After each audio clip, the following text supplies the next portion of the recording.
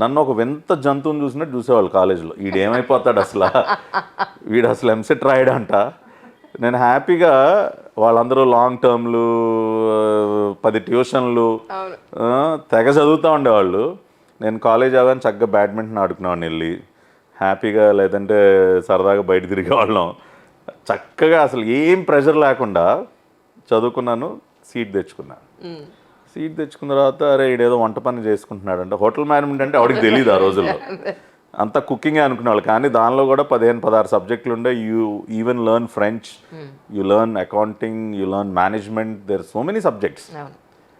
తెలియక వంట పని అనుకునేవాళ్ళు. ఓకే నవ్వుకోండి. చాలామంది పేరెంట్స్, మా పేరెంట్స్ దగ్గరకు కూడా వచ్చి, అదేంటి రమ అంటే, మా అమ్మ పేరు రమ, అదేంటి రమ అట్లా ఏంటి కిచెన్ కుకింగ్లో పెట్టేసాం మేవాడిని, వంట చేసుకుంటాడా అసలు ఏంటి అది, అందరు చూడు పిల్లలు బీటెక్లు ఎంటెక్లు అని.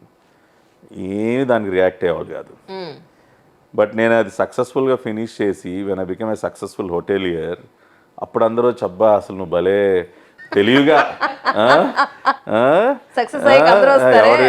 ఎవరికి చెప్పకుండా నువ్వు ఒక్కడే చదివేసుకున్నావు, నీకు కాంపిటీషన్ లేకుండా సీట్ సంపాదించేసుకున్నావు అని నేను చెప్పా. ఆల్ ఇండియా లెవెల్లో 1100 సీట్లు ఉండేయండి. They was huge competition.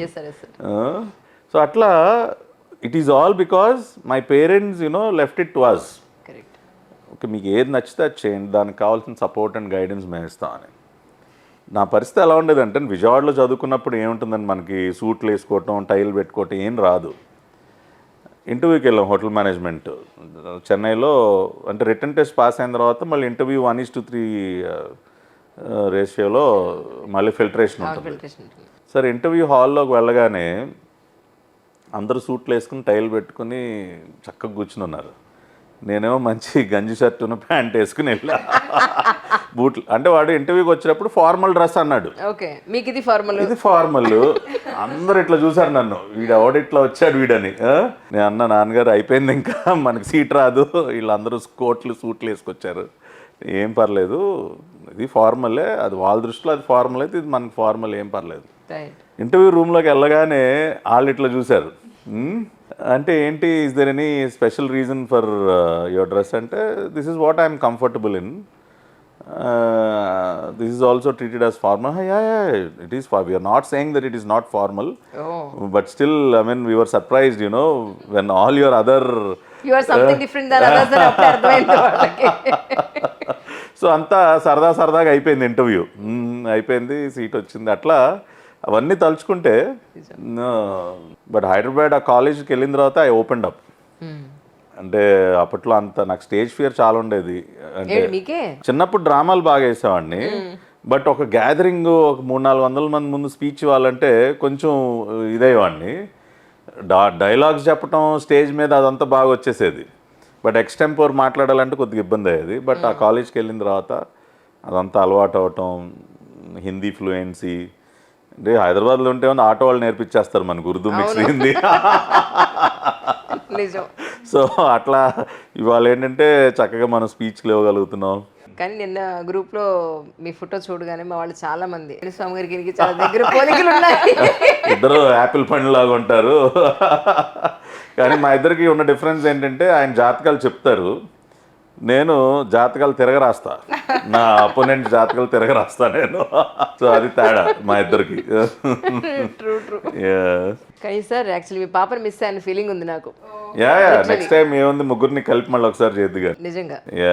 కానీ సార్ మీ ఇప్పుడు యాజ్ యూ సెడ్ జరిగిపోయిన దాని గురించి మీకు బాధ లేదు అన్నారు, వర్తమానమే మరి పట్టించుకుంటానంటున్నారు. ఫ్యూచర్ గురించి కూడా మీకు భయం లేదా నిజంగానే? ఎందుకంటే ఇన్నాళ్ళ నుంచి పార్టీలో ఉన్నారు, బిజినెస్లన్నీ క్లోజ్ చేశారు, రాజకీయాల్లో ప్రస్తుతం రాజకీయాల్లో మనం పెట్టడమే తప్ప మనకి రావడం అనేది కొంచెం చాలా కష్టం. అంటే అధికారంలో లేదు కాబట్టి కొంచెం కష్టమైన పని. ఇప్పుడు ఇన్నాళ్ళు కూడా మీరు జేబులోంచి పెట్టాల్సిన సిచ్యువేషన్సే మ్యాక్సిమం ఉంటాయి. మరి ఫ్యూచర్ ఏంటి అని అనుకున్నప్పుడు మేడం నుంచి కానీ మీ నుంచి కానీ ఎప్పుడు అలాంటి? నేను, మీరు ఆశ్చర్యపోతారేమో, ఇప్పటి వరకు నేను తనకి 1 గ్రామ బంగారం కూడా కొనలా. అయ్యో నారాయణ, ఎలా మీరు ఊరుకున్నారా? నేను ఎప్పుడు అడగనండి. నేను నా అంతటికి నేను వెళ్ళి ఇదిగో ఇది కొనుక్కొని ఇప్పటి వరకు నేను ఏమీ కొనేవాళ్ళ. ఎందుకంటే పెళ్ళైన 2-3 నెలలకే రాజకీయాల్లోకి వచ్చేసి. సో నా అదృష్టం ఏంటంటే నాకు అటువంటి ప్రెషర్స్ కూడా లేవు. రైట్. ఏమంటే వాళ్ళు ఏదో నెక్లెస్ వేసుకున్నారండి, వీళ్ళు ఏదో ఇంకా పుల్లకూర లేదు. నేను ఆ పెళ్ళికి వెళ్ళానండి, అక్కడ ఇది చూశాను భలే ఉంది, అక్కడ ఏదో కొన్నారంట, ఇంత చీర అవుతుంది, కావాలి. ఇంత అవుతుందంట, ఇటువంటి ప్రపోజల్స్ నా దగ్గరికి రావు. ఓకే. సో ఏదన్నా ఉన్న దానిలో షీ మేనేజెస్. సో అట్లాగే మా అమ్మాయి కానీ అమ్మ కానీ అందరూ అంటే ఈ మెటీరియలిస్టిక్ థింగ్స్ వెనకాల పరిగెత్తేటటువంటి సంస్కృతి మాకు లేదు. సో ఫ్యూచర్ గురించి కూడా నేను పెద్ద టెన్షన్ పడాల్సిన అవసరం లేదండి. ఇప్పుడు ఉన్నది దాన్ని సేఫ్ గార్డ్ చేసుకుంటా we are leading a comfortable life.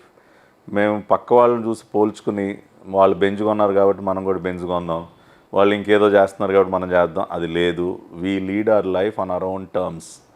So కాబట్టి ఫ్యూచర్లో కూడా మేము హ్యాపీగానే ఉంటాం, దేనికి దిగులు పడాల్సిన అవసరం లేదు. We are very positive people. So ఎప్పుడైతే అటువంటి ఇవి లేవో, కోరికలు లేవో, యూ విల్ బీ హ్యాపీ అండి.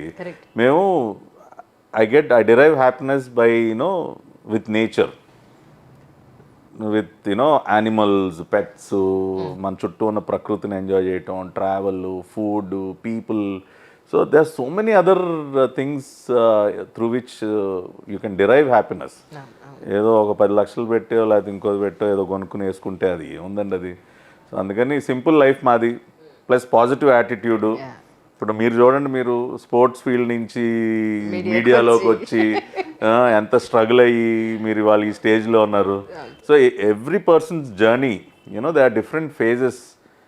ఎవ్రీ ఫేజ్లో కొంత మనం నేర్చుకుంటాం. కాకపోతే ఆ పాజిటివ్ అప్రోచ్ అనేది మనం ఎప్పుడు పోగొట్టుకోకూడదండి. చంద్రబాబు నాయుడు గారు నాకు ఈ విషయంలో నాకు మంచి సలహా ఇచ్చారు. ఎర్లీ డేస్లో పార్టీకి వచ్చిన లోపలికి వచ్చిన ఎర్లీ డేస్లో ఒక వ్యక్తి వల్ల నేను కొంచెం ఇబ్బంది పడతా ఉన్నా. I don't want to name that person. ఎక్కువగా నన్ను ఇబ్బంది పెట్టడం, నన్ను ఏదో ఒక రకంగా నన్ను డౌన్ చేయాలని చూడటం అన్నీ జరుగుతూ ఉంటే ఒకరోజు చంద్రబాబు నాయుడు గారి దగ్గర బాధపడితే ఆయన ఒకటే అన్నారు, నీకు ఒకళ్ళే పట్టావి, నాకు 1000 మంది ఉన్నారు, అటువంటి వ్యక్తులు నా చుట్టూ 1000 మంది ఉన్నారు, నన్ను ఏదో ఒక రకంగా దెబ్బతీయాలనుకునే వాళ్ళు, నేను అంతమంది మధ్య నేను ఎలా సర్వైవ్ అవుతున్నాను తెలుసా, నేను వాళ్ళ గురించి ఆలోచించను, ఆ నెగిటివిటీని నా మైండ్లో ఎక్కించుకోను, నాకున్న టైంని పాజిటివ్గా నేను అడుగు ముందుకేయటానికి ఏది చేయాలో దాని గురించి ఆలోచిస్తాను. సో నువ్వు కూడా ఆ పని చేయి, ఆ వ్యక్తి గురించి ఆలోచించడం మానే, ఆ నెగిటివిటీని నీ మైండ్లో ఎక్కించుకోబాకు, always be positive positive positive. అది బాబు గారు నాకు ఇచ్చినటువంటి మంచి అడ్వైజు. సో అందుకని నేను ఏం జరిగినా ఆ నెగిటివ్ థాట్స్ నా మైండ్లోకి రానివ్వను. I'm always optimistic, I'm always positive about my life. So డెఫినెట్గా నేను I will be a successful politician కంటే కూడా I will be a successful human being. ముందు అసలు మీరు ఒక మనిషిగా గెలిస్తేనే ఒక రాజకీయ నాయకుడిగా గెలవగలరు. సో అందుకని అది తప్పకుండా నేను విజయం సాధిస్తాను. ప్లస్ నాకు కొన్ని ఉన్నాయి, చేయాలనుకున్నటువంటి పనులు కొన్ని ఉన్నాయి. సో అవి కూడా నేను చేస్తాను.